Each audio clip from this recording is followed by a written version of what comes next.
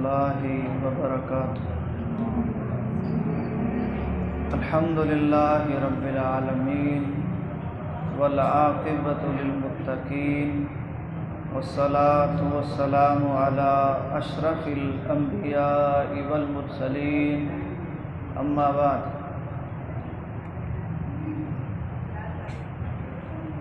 वक़ाल नबिय्यु सल्लल्लाहु अलैहि वसल्लम खैरुकुम मन तअल्लमल कुरआन व अल्लमह। अल्लाह रब्बुल आलमीन का हम जितना भी शुक्र अदा करें वो थोड़ा है। इस इलाके में अल्लाह के बंदे बहुत सारे हैं, लेकिन इन सब में से जो अल्लाह को प्यारे होंगे, अल्लाह कुरान पाक की क्लास में शिरकत की तौफीक भी उन्हीं को ही देगा।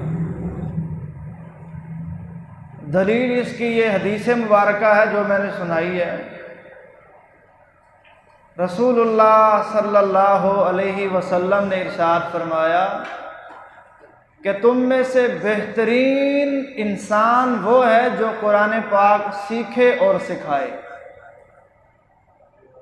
तो इस हवाले से अल्लाह ने आप लोगों को तौफीक बख्शी है कि आप यहाँ पे तशरीफ़ रख चुके हैं। अल्लाह रब्बुल आलमीन आपका यहाँ पे बैठना, दिल जमी से सुनना और इसके लिए वक़्त निकालना अपनी बारगाह में कबूल व मंजूर फरमाए। आज हमारा इस क्लास का पहला सबक है। इब्तिदाअन मैं चंद एक गुजारिशात पेश करना चाहूँगा।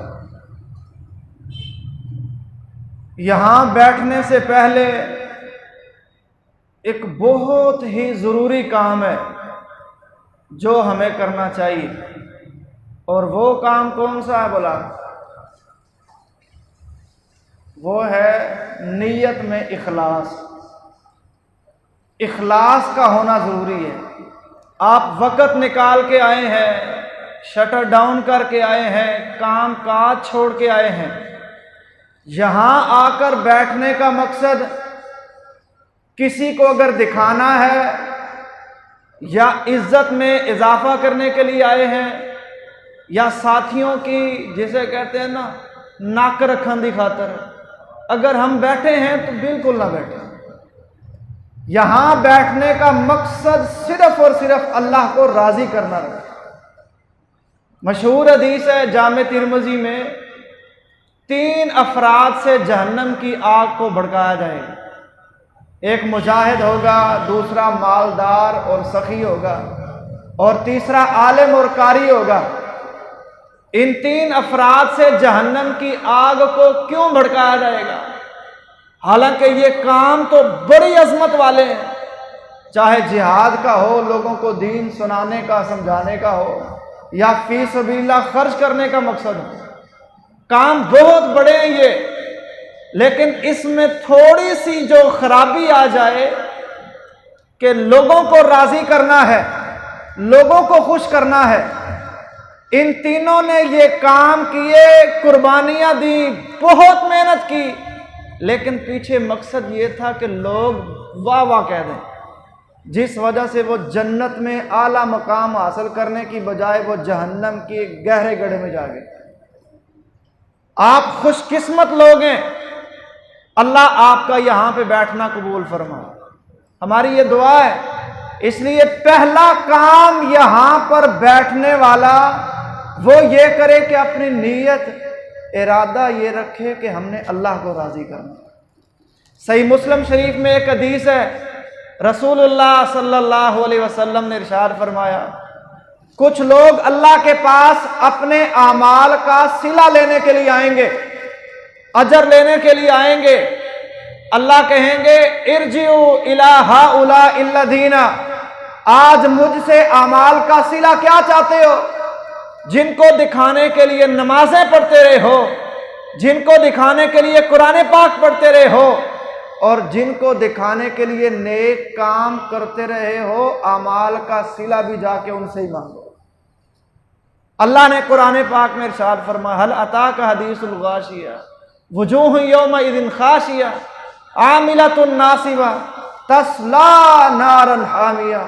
कुछ ऐसी पेशानियां आएंगी, कुछ ऐसे चेहरे क़यामत को आएंगे कि जिल्लत के मारे बेचारे मुंह झुका के खड़े होंगे, सर झुका के खड़े होंगे, नजरें झुका के खड़े होंगे, अमल कर कर के, नेकियां कर कर के थक चुके होंगे, नेकियां कर कर के थक चुके हैं, लेकिन फरमाया तस्ला नारन हामिया, ये भड़कने वाली, शोले मारने वाली आग और जहन्नम के अंदर जाएंगे।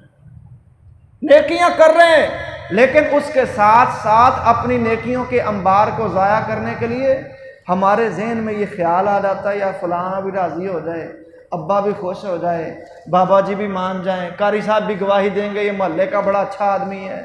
नहीं, यहाँ बैठना है बहुत बड़ी खुशकिस्मती है, लेकिन इसके साथ साथ पहला जो काम है वो ये कि अपनी नीयत में लिल्लाहियत होनी है, अल्लाह को राज़ी करना है, अल्लाह को खुश करना मकसद है। दूसरा काम ये है कि हम इस क्लास में सीखने सिखाने के लिए जमा हुए।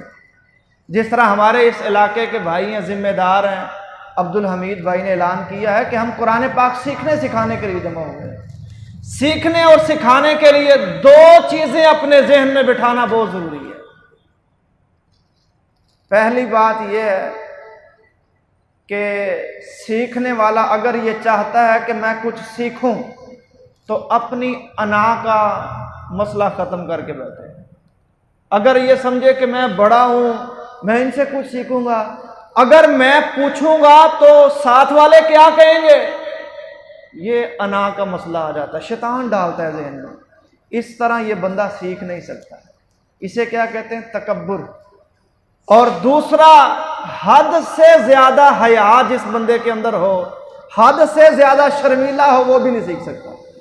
इसलिए यहाँ बैठने के बाद दूसरा जो बड़ा काम है वो ये कि अपनी अना को पीछे रखें। अगर सीखना चाहते हैं, बड़े हैं आप, बड़े हैं आप, बड़े मोहतरम हैं, अल्लाह ने आपको बड़ी शान से नवाजा है, लेकिन याद रखिए कि हम इस चीज़ को अपने जहन में बिठा के बहुत सारी चीज़ों से कहीं मारूम भी ना हो जाए। और दूसरी चीज़, इसमें शर्माना भी नहीं, हया अपनी जगह रहे। क्लास में असातिज़ा का, उलमाए किराम का हया अपनी जगह, सफ़ेद दाढ़ी वाले इनका हया अपनी जगह, बच्चों की शर्म हया अपनी जगह। लेकिन अगर कोई सवाल ज़हन में आए, किसी चीज़ की समझ नहीं आ रही, अपना हाथ खड़ा करें, हम उससे पूछेंगे कोई मसला है तो बताएं। तो ये दो चीज़ें, पहली नीयत में इखलास, और दूसरी चीज़ जो है सीखने वाले के लिए दो चीज़ें ज़रूरी हैं जो मैंने अर्ज़ की। तीसरी चीज़, हमारे आज के इस फ़हम इस्लाम प्रोग्राम का जो पहला पीरियड है वो है इताअत रसूल। हम इंशाल्लाह कोई ना कोई मौजू सामने रखेंगे, इताअत रसूल। इसमें चंद एक आयात होंगी और इसी तरह चंद एक अहादीस होंगी। दुआ करें रब करीम हम सब को ये चीज़ें समझने की तौफीक नसीब फरमाए। इताअत रसूल से पहले वो भी एक चीज़ है। उमूमन हम अपनी मस्जिद में एक बुजुर्ग हैं जिसे हम कहते हैं कि वो MNA, इलाके के MNA, हम उनको लेके किसी और इलाके में जाएंगे ना, तो शायद वो तो जानते नहीं हैं इनको, हमें तारुफ करवाना पड़ेगा। जब तारुफ हो जाएगा तो फिर वो हया करेंगे, भाई एक शख्सियत आई है।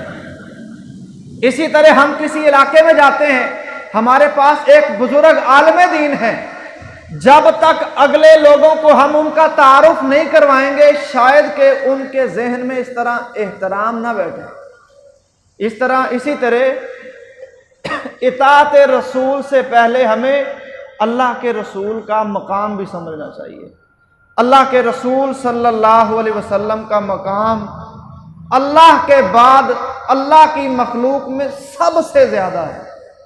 सबसे ज़्यादा मकाम अल्लाह ताला ने अपने बाद अपने बुजुर्ग शख्सियात में से अल्लाह ने अपने पैगंबर को दिया है।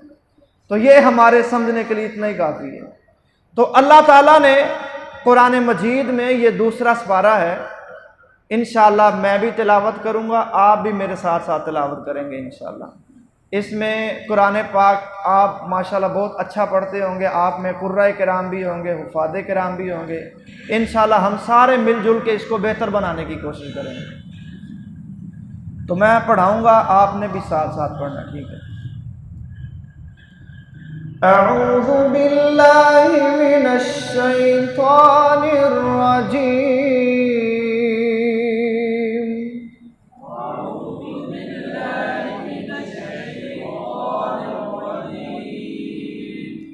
बिस्मिल्लाहिर रहमानिर रहीम।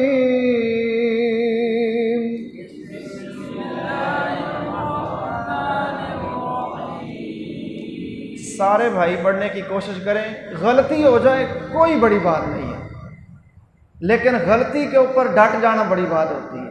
सारे पढ़ने की कोशिश करें। अऊज़ु बिल्लाहि मिनश शैतानिर रजीम।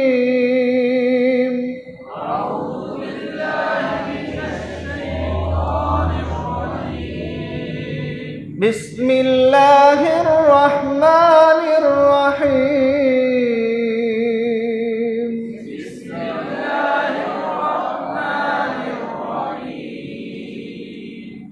सयक़ूलु सुफ़हाउ मिनन नास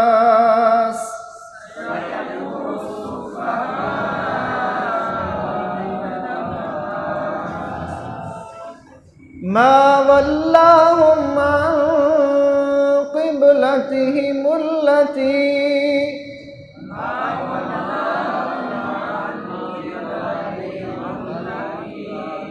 अल्लती कानू अलैहा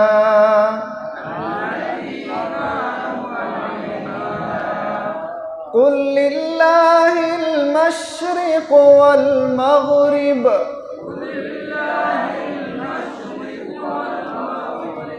यहदी मन यशाअ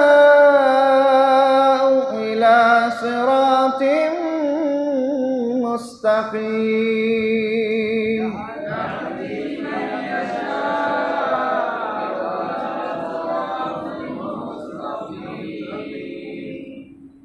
सयक़ूलु सुफ़हाउ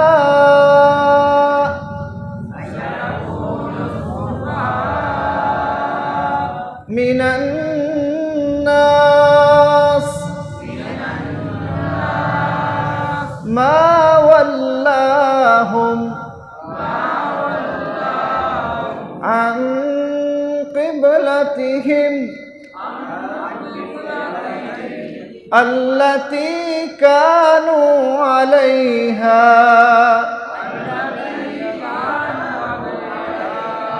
कुल लिल्लाहिल मशरिक़ कुल लिल्लाहिल मशरिक़ वल मग़रिब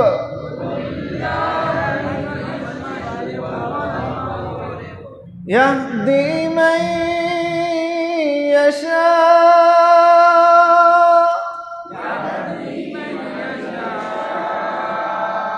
इला सिरातिम मुस्तक़ीम।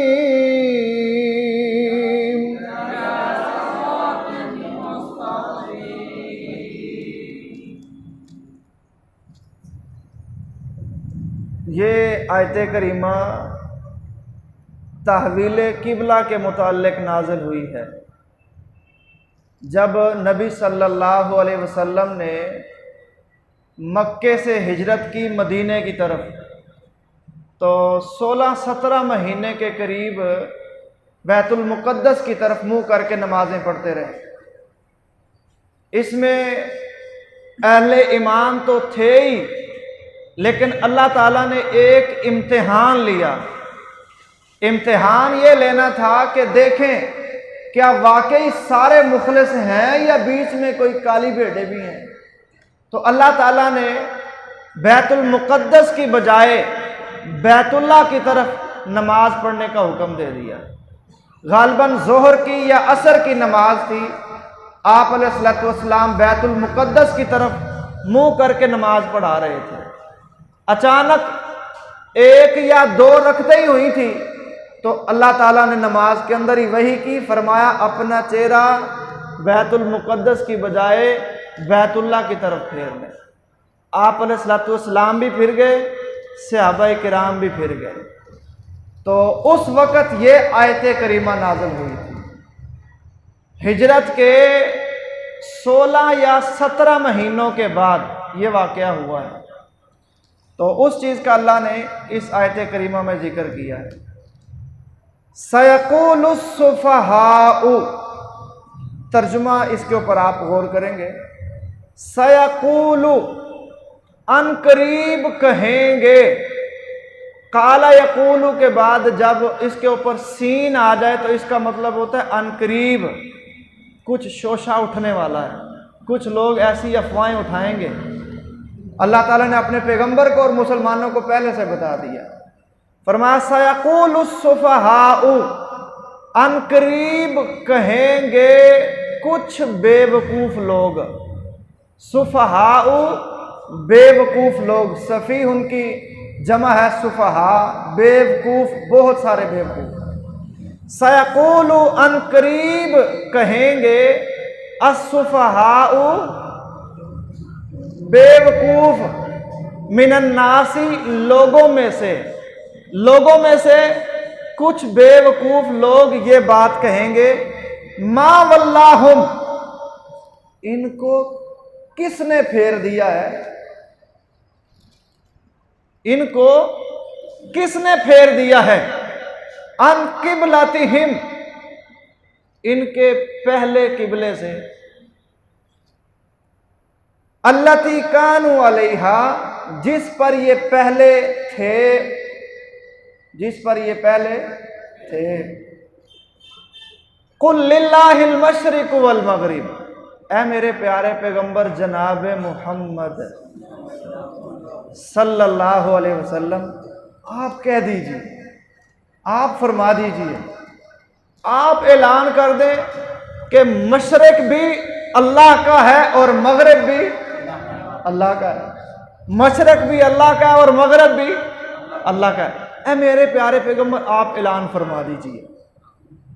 यहदी मन यशाउ, वो हदायत देता है, रहनुमाई करता है, वो तौफीक देता है जिसे चाहता है, जिसे चाहता है, इला सिरात मुस्तकीम, सीधे रास्ते की तरफ। सयक़ूलुस सुफ़हाउ, अनकरीब लोगों में से कुछ बेवकूफ लोग ये कहेंगे कि इनको किस चीज ने फेर दिया है अपने उस किबले से जिस पर ये पहले थे। ऐ मेरे प्यारे पैगंबर आप कह दीजिए मशरक भी अल्लाह का है और मगरिब भी अल्लाह का है। और आगे फरमाया अल्लाह हदायत देता है सीधे रास्ते की तरफ जिसे चाहता है। इस आयत करीमा में अल्लाह ताला ने 3 बड़ी चीजें बयान की हैं। कितनी चीजें हैं जी? 3 बड़ी चीजें। मैं मुख्तसरन अर्ज करूंगा लेकिन आपने अपने ज़हनों में बिठाते जाना है। पहली चीज तो यह है कि हुक्म किसका था? अल्लाह का था। अल्लाह ने हुक्म दे दिया किबला चेंज करने का, और जो अल्लाह के हुक्म को मानेंगे वो तो रहे अक्लमंद, और जो अल्लाह के हुक्म को ना माने वो क्या हो गए? अल्लाह ने क्या कह दिया? वो बेवकूफ। पहली चीज तो ये है, अल्लाह ने जो हुक्म दिया जिन्होंने माना वो अक्लमंद रहे, जिन्होंने ना माना वो बेवकूफ है। बेवकूफ बंदे की सबसे बड़ी निशानी कहते हैं ये है कि वो होता बेवकूफ है लेकिन अपने आप को समझदार समझ रहा होता है। मुसलमान अल्लाह की फर्माबरदारी कर रहे हैं और ये उनके ऊपर तानो तशनी कर रहा है। दूसरी चीज अल्लाह ताला ने जो यहां पे बयान की है वो ये कि अल्लाह के पैगंबर अलैहिस्सलाम भी अल्लाह के फर्माबरदार थे, वो भी अल्लाह के फर्माबरदार थे। अब उनको ये पैगाम दिया गया कि आपने ये कहना है कि मशरक हो या मगरब हो, शुमाल हो या जुनूब हो, हम इन समतों की तरफ नहीं देखते, हमें इन चीज़ों से कोई सरोकार नहीं। हमने हुक्म देखना है, अल्लाह का हुक्म क्या कहता है। अल्लाह ने हुक्म दिया था ना कि इसकी बजाय उस तरफ मुंह कर लो। दूसरी चीज़ ये है।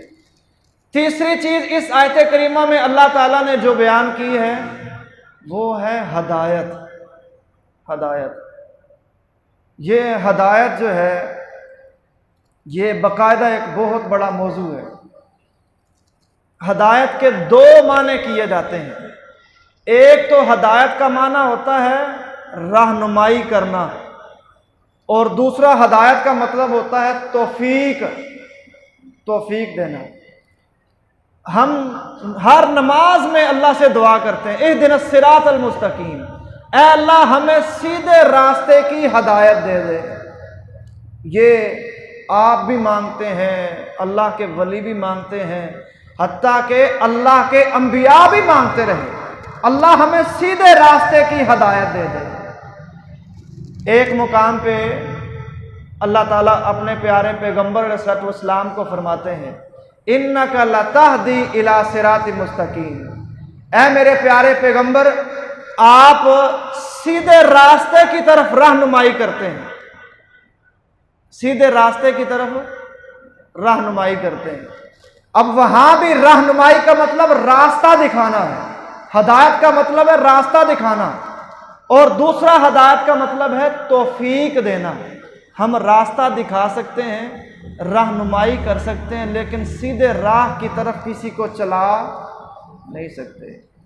जब नबी अलैहिस्सलाम के अपने चचा अबू तालिब फौत होने लगे ना, तो आप अलैहिस्सलाम ने उनके कान में कहा, चचा जान मेरे कान में कलमा पढ़ दें, कल अल्लाह के यहाँ मैं सिफारिश कर दूंगा, हो सकता है अल्लाह माफ़ फरमा दे।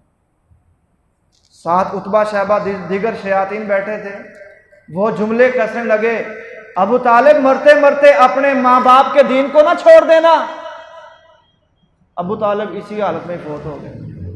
नबी अलैहिस्सलाम बहुत ज़्यादा परेशान हुए, बहुत गमज़दा हुए। सही बुखारी शरीफ में हदीस है, इब्ने माजा में भी है। जब इतने ज़्यादा परेशान हुए तो अल्लाह ताला ने कुरान पाक में फरमाया, इन्नका ला तहदी मन अहबब्ता, ऐ मेरे प्यारे पैगंबर आप जिसे चाहें हदायत नहीं दे सकते, जिसे चाहें आप हदायत नहीं दे सकते। एक मुकाम पे फरमाया आप हदायत देने वाले हैं, और एक मुकाम पे फरमाया आप जिसे चाहें हदायत नहीं दे सकते। तो मतलब ये समझ आया, एक जगह पे है कि आप रहनुमाई करने वाले हैं, बताने वाले हैं, और दूसरे मकाम पे ये है कि तौफीक देने वाला वो अल्लाह है। ये हदायत है, हदायत। तो अल्लाह से हमें दुआ करनी चाहिए, अल्लाह ताला हमें इसको समझने की तौफीक नसीब फरमाए। दूसरी आयत करीमा अल्लाह ताला आगे फरमाते हैं, वकज़ालिका जअलनाकुम उम्मतन वसतन लितकूनु शुहदा अलन नास। अल्लाह ने फरमाया इसी तरह हमने बनाया है तुम्हें उम्मतन वसता, बेहतरीन उम्मत, अफजल उम्मत और एतदाल वाली उम्मत। ये सारे इसी लफ्ज़ के माने वसतन के। फरमाया लितकूनु शुहदा अलन नास, ताकि तुम गवाह हो जाओ लोगों पर। हमने तुम्हें दरमियानी उम्मत बनाया, अफजल उम्मत बनाया, एतदाल वाली उम्मत बनाया, ताकि तुम गवाह हो जाओ लोगों पर।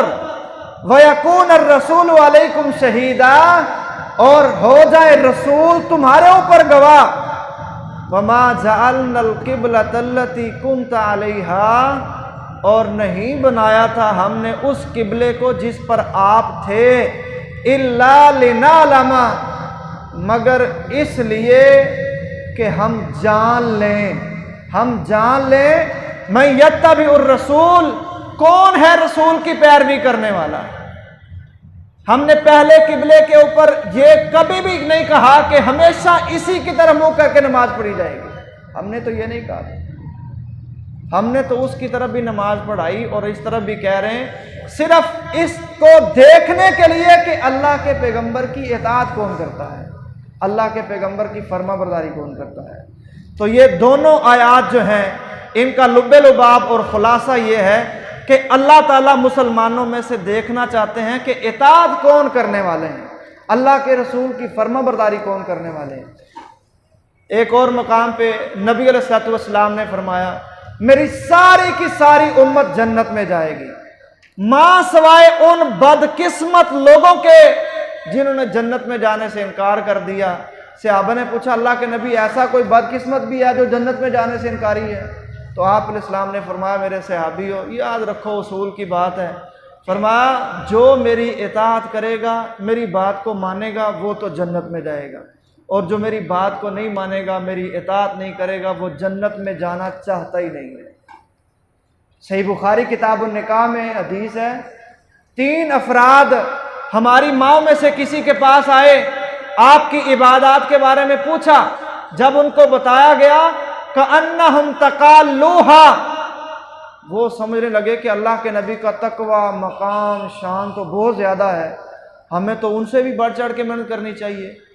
एक कहता है कि मैं सारी जिंदगी रात को सोऊंगा नहीं, हमेशा ही तहज्जुद पढ़ता रहूंगा। दूसरे ने कहा, मैं सारी जिंदगी कंवारा रहूंगा, शादी नहीं करूंगा, शादी करने से मसरूफियात बढ़ जाती हैं, मैं जनाब ऐसे ही अल्लाह की इबादत में लगा रहूंगा। तीसरे ने कहा, मैं सारी जिंदगी नफली हो चाहे फर्जी हो, रोजाना ही रोजा रखूंगा। जब अल्लाह के नबी अलैहिस्सलातु वस्सलाम के पास ये पैगाम पहुंचा तो आप अलैहिस्सलातु वस्सलाम ने फरमाया, उनको बुलाओ। जब उनको बुलाया गया, आपने फरमाया, अकुल तुम कदा व कदा, मेरे सहाबियों मुझे बताओ क्या तुमने ये बातें कही हैं? कहने लगे, जी हाँ अल्लाह के नबी ये बात की है। तो फिर आपने फरमाया, अल्लाह की कसम मेरे सहाबियों, तुम में सबसे ज्यादा अल्लाह से मैं डरने वाला हूं। मैंने शादियां भी की हैं और अल्लाह की इबादत भी करता हूं, और मैं नफली रोजे रखता भी हूं और छोड़ भी देता हूं, और मैं रात को क़याम भी करता हूं और आराम भी करता हूं। फिर अल्लाह के नबी ने एक उसूल बयान कर दिया, फरमाया, फमन रागिब अन सुन्नती फलैसा मिन्नी, अपने आप को अहले हदीस कहलाने वालों, अहले सुन्नत कहलाने वालों, मुसलमानों, अल्लाह के नबी ने बड़ा उसूल बयान कर दिया। फरमाया, जिसने भी मेरी सुन्नत को छोड़ दिया, मेरी इताअत ना की, मेरी फर्माबरदारी ना की, मेरी बात को छोड़ के अपनी मनमानी की, फरमाया उसका मेरे साथ कोई ताल्लुक नहीं। अब ये खिताब अल्लाह के नबी ने सहाबाए किराम को किया था। सहाबाए किराम अपनी मर्जी नहीं कर सकते, हम कहां की अपनी मर्जियां लेके फिरते हैं। सही इब्न हिब्बान में एक हदीस है, नबी अलैहिस्सलातु वस्सलाम ने, आप तशरीफ फरमा, हजरत उमर बिन खत्ताब आए और हाथ में औराक है, तो रात के कुछ औराक पकड़े हुए हैं। आप अलैहिस्सलातु वस्सलाम ने देखा और आपका चेहरा गुस्से के साथ सुर्ख हो गया। हजरत अबू बकर फरमाते हैं, उमर तेरी माँ तुझे घूम पाए, क्या अल्लाह के नबी का चेहरा नहीं देख रहे हो? क्यों आयशा, अल्लाह के नबी अलैहिस्सलाम का चेहरा नहीं देख रहे हो? हजरत उमर महसूस कर गए, कहते हैं, अल्लाह की पनाह मांगता हूँ मैं अल्लाह के गुस्से से, अल्लाह के रसूल के गुस्से से। आप अलैहिस्सलातु वस्सलाम ने जब ये अंदाज सुना तो फिर आपने फरमाया, लौ काना मूसा हय्यन लत्तबअतुमूहु व तरकतुमूनी, अगर आज मूसा आ जाते तो तुमने मुझे छोड़ के तो उनकी पैरवी शुरू कर देनी थी। आपने फरमाया, अगर आज मूसा भी आ जाएं तो वो भी मेरी पैरवी करेंगे। अब इस हदीस का क्या मतलब? इस हदीस का मतलब ये है कि अल्लाह के नबी की बात और अल्लाह के फरमान की मौजूदगी में ना तो सहाबी की बात चल सकती है और ना ही पहले किसी नबी की बात चल सकती है। इसलिए हर मौके पे, चाहे वो हमारी नमाज हो, रोज़ा हो, सदका हो, खैरात हो, खुशी गमी हो, हर काम में हम कोशिश करें सुन्नत को देखने की। सुन्नत क्या है, मेरे नबी ने क्या फरमाया है, हमारे नबी का इस मौके पे काम क्या था। ये दोनों आयात हमें इस चीज़ का दर्ज देती हैं। अल्लाह हमें समझने की तौफीक नसीब फरमाए।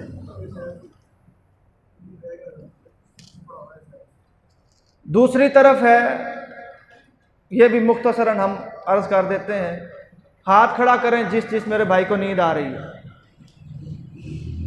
जिस भाई को नींद आ रही है, किसी को भी ना आ रही, अल्हम्दुलिल्लाह। बस थोड़ा सा वक़्त है, अल्लाह ये भी कबूल फरमा ले। दूसरी तरफ अहादीस जमा की गई हैं और इन अहादीस में हमें दुनिया की हकीकत बयान की गई है। मैं एक बार मुरीदके से आ रहा था, काला शाह काकू का टूल प्लाजा आप लोगों ने देखा होगा, वहाँ से कार वालों ने ना वो टूल प्लाजा की टिकट शिकट ली है, टैक्स अदा किया और आगे चले। अब्दुल हमीद भाई आगे निकले हैं, तकरीबन उसमें कोई 5-6 अफराद थे। पीछे से आया 72 सीटर डब्बा, वो बेचारा ब्रेक लगाता रहा लेकिन ब्रेक ना लगी। मैंने उस कार को देखा, गाड़ी को देखा, डब्बे ने उसको ऐसे अंदर से कुचल के रखा हुआ है। जो गाड़ी चला रहा था उसका यहाँ से सर उतरा और गाड़ी के गियर लीवर के ऊपर ऐसे पड़ा हुआ था। ये वाकया बयान करने का मकसद ये है कि इस दुनिया के लिए हमारे पास बड़ा टाइम है, बड़ा वक़्त है, लेकिन बदकिस्मती से अगर हमारे पास वक़्त नहीं ना है तो कुरान सीखने के लिए नहीं, दीन सीखने के लिए नहीं। ये बदकिस्मती की बात है। अब वो कहाँ जा रहे थे, कहाँ से आ रहे थे, कितने दिनों के लिए जा रहे थे, किस किस तरह बातें कर रहे थे, खुशी पे जा रहे थे, शादी पे जा रहे थे, सैर व तफरीह के लिए जा रहे थे, कहाँ जा रहे थे, हमें इसकी कोई खबर नहीं। लेकिन जब मैंने उसको देखा तो अल्लाह से दुआ की, अल्लाह हमें इस हादसे से महफूज फरमा ले और जो हमारी ज़िंदगी, अल्लाह हमारी ज़िंदगी दीन के लिए कबूल फरमा ले। तो इसलिए ये दीन जो है हमें ऐसी नसीहात करता है, नसाहे जमीला से नवाजता है ताकि हम आने वाली ज़िंदगी को बेहतर बनाने की कोशिश करें। तो दूसरी तरफ जो अहादीस जमा की गई हैं वो इसी चीज़ की तरगीब दिलाती हैं कि रसूलुल्लाह सल्लल्लाहु अलैहि वसल्लम ने फरमाया, नेमतानी मगबून फ़ीहिमा कसीरुम मिनन नास अस्सिहतु वल फराग। दो नेमतें ऐसी हैं जो इंसान के पास हैं तो बड़ी कीमती, लेकिन लोगों में से अक्सरियत जो है इन दोनों नेमतों में घाटे और खसारे में जा रहे हैं। दो नेमतें बड़ी नेमतें हैं, लोगों को पता ही नहीं है, कदर नहीं है। फरमाया नेमतानी मगबून फ़ीहिमा कसीरुम मिनन नास, दो बहुत बड़ी नेमतें हैं। दो नेमतें कौन सी हैं? पहली नेमत है सेहत का होना। इंसान के पास सेहत है, सीखता नहीं है, काम नहीं करता, अच्छा भला है, नमाज नहीं पढ़ता, कुरान पाक की तिलावत नहीं करता, सेहत उसके पास मौजूद है, हर काम करने को जी चाहता है लेकिन नहीं करता।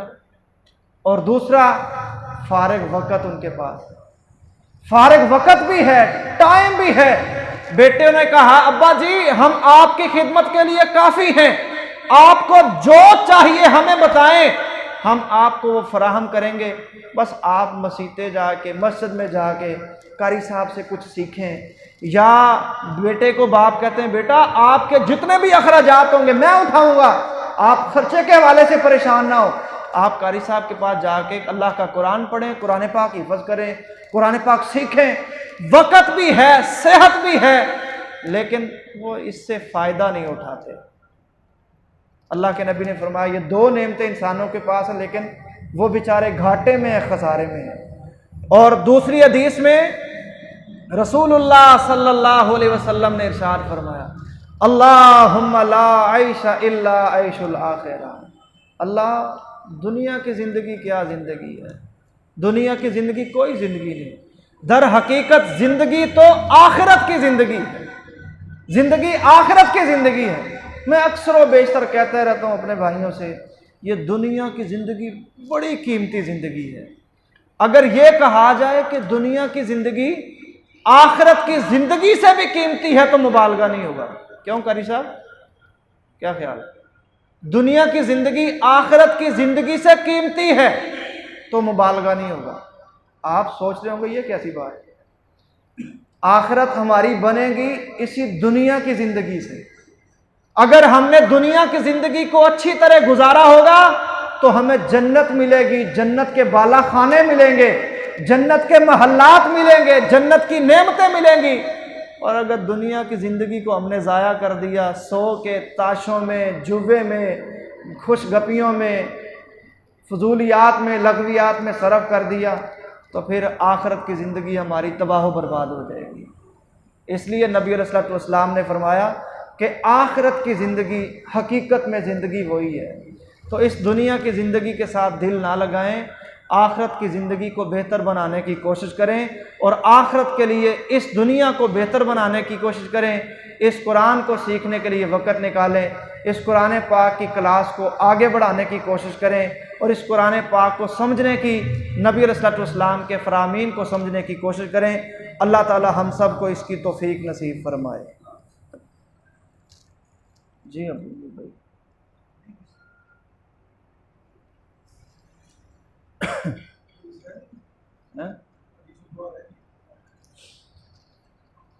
इसी हवाले से एक हदीस और भी है, अहादीस तो बहुत सारी हैं लेकिन बस बात समझाना मकसद है। नबी अलैहिस्सलातु वस्सलाम के बारे में जब हम देखते हैं, आप अलैहिस्सलातु वस्सलाम को काफिरों ने बड़ी बड़ी ऑफरें की, बड़ी बड़ी ऑफरें की, लेकिन नबी अलैहिस्सलातु वस्सलाम ने बिल्कुल ठुकरा दी। आपने उमूमन वाक़या सुना होगा, लोग आए थे अल्लाह के नबी के पास, बल्कि अबू तालिब ने कहा था मेरे भतीजे आप सुकून से बैठ जाओ, सारे लोग आपके मुखालिफ हो गए। तो नबी अलैहिस्सलाम ने क्या फरमाया था, चचा जान अगर ये सूरज ला के मेरे दाएं हाथ पे रख दे और चांद ला के मेरे बाएं हाथ पे रख दें तो मैं अपनी इस दावत से, अपने इस पैगाम से कभी बाज नहीं आऊँगा। उमूमन हमने ये हदीस तो सुनी होगी, लेकिन उलमाए किराम ने इसकी गहराई में एक बड़ा ही प्यारा नुक्ता बयान किया। वो ये कहते हैं कि ये सूरज और चांद बोलने का मतलब ये नहीं था कि हमें पैसे ला के दे दें या सूरज उतार के दे दें, चांद ला के रख दें। इसका मतलब ये था कि जहां तक सूरज की रोशनी जाती है वहां तक जितनी भी जायदादें, हीरे जवाहरात हैं, जितने भी खजाने वो ला के मेरे दाएं हाथ पे रख दें और जहां जहां तक चांद की रोशनी जाती है, चाहे वो एक मुल्क हो, जितने भी मालिक हों, जहां जहां तक चांद की रोशनी जाती है वहां वहां की तमाम मखलूकात और हीरे जवाहरात ला के मेरे बाएं हाथ पे रख दें तो मैं इस दावत से फिर भी बाज नहीं आने वाला। तो ये अल्लाह के नबी अलैहिस्सलातु वस्सलाम ने इस पैगाम को आगे पहुंचाने की तरगीब दिलाई है। तो आप अलैहिस्सलातु वस्सलाम के बारे में हज़रत साल बिन साद अस्साइदी रज़ी अल्लाह ताला अन्हु बयान करते हैं कि हम नबी अलैहिस्सलातु वस्सलाम के साथ खंदकें खोद रहे थे। जब ग़ज़वा खंदक हुई तो नबी अलैहिस्सलातु वस्सलाम भी साथ मिल के खोद रहे थे खंदक। आप गड़ा निकाल रहे थे, हम मट्टी को उठा उठा के पीछे निकाल रहे थे, पीछे फेंक रहे थे। तो उस वक़्त नबी अलैहिस्सलातु वस्सलाम ने एक जुमला फरमाया, और वह जुमला क्या था? आपने फिर वही फरमाया, अल्लाहुम्मा ला ऐशा इल्ला ऐशुल आखिरा। अल्लाह दुनिया की ज़िंदगी क्या ज़िंदगी है, हकीकत में ज़िंदगी आखिरत की ज़िंदगी है। आपने फरमाया अल्लाह फ़ग़फ़िर लिल अंसारी वल मुहाजिरा, अल्लाह अंसारियों को भी माफ़ कर दे और मुहाजिरों को भी माफ़ कर दे। अब इस हदीस मुबारका में एक तो अल्लाह के नबी ने दुनिया की हकीकत बयान की और दूसरा अपने साथियों के लिए दुआ भी फरमाई है। वो दुआ अल्लाह ने कुरान पाक में भी जिक्र फरमाई, फरमाया वसल्लि अलैहिम इन्ना सलातका सकनुल लहुम। ऐ मेरे प्यारे पैगंबर, इनके लिए दुआ किया करो, इनके लिए दुआ किया करो। अगर आप इनके लिए दुआ करेंगे तो आपकी दुआ से इनको दिली सुकून मिल जाएगा। अबू हुरैरा रज़ी अल्लाह अन्हु अल्लाह के नबी के पास आया, आके अर्ज़ की, अल्लाह के नबी मेरी अम्मा जान आपको बड़ी गालियाँ निकालती हैं, उनके लिए दुआ करें, अल्लाह उनको हदायत नसीब फरमा दे। सही मुस्लिम में वाक़या है। आप अलैहिस्सलाम ने हाथ उठाए, दुआ शुरू की। अबू हुरैरा ने घर की तरफ दौड़ लगा दी। लोगों ने कहा अबू हुरैरा कहाँ जा रहे हो? अबू हुरैरा फरमाते हैं लोगों आज तो बस ना ही पूछो।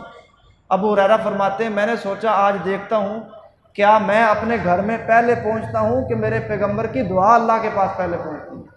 अबू हुरैरा फरमाते हैं मैं अभी घर पहुँचा नहीं हूँ, मेरे पहुँचने से पहले मेरी माँ कलमा पढ़ के तो मुसलमान हो चुकी।